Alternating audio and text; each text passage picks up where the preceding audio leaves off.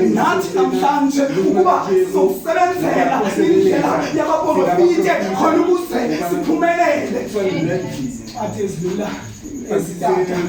incwadi zamathwasa esiloko ziphakanyisa okokoko okungaya kweliphi ichibi okungaya eJerusalema okungaya eJordani okungaya eKanani okungayaphi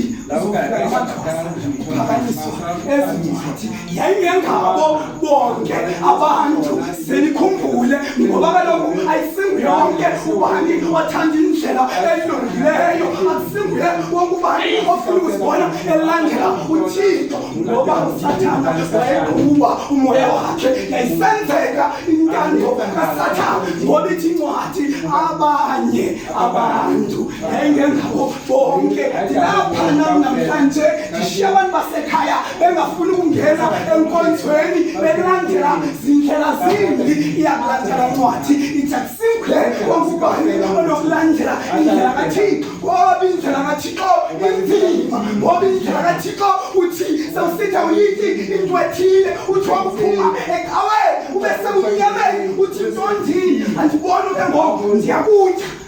indlela kaThixo kanjalo lapho sithi namhlanje akekho umuntu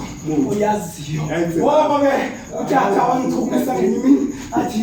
wayethi uba Mathuso ngicela inhliziyo yami nomoya wami awungene emgidini hayi nami namhlanje ngicela inhliziyo yami nomoya wami zingene emathwaseni nami khe ngitshintshe ngibe ngomunye umuntu sengingathi ndawumaphakala chibi likamamvoyi ishumayele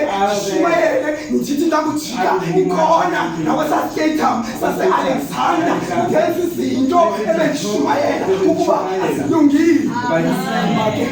inzima-ke indlela kanjalo ngoba usakungena emntweni usifake usimisele usixelele ukuba wena uzawuyenza lento uthi kwakuba mnyama afike uSathane ngoba imisteki yethu sicinga uba uzohlala usehlela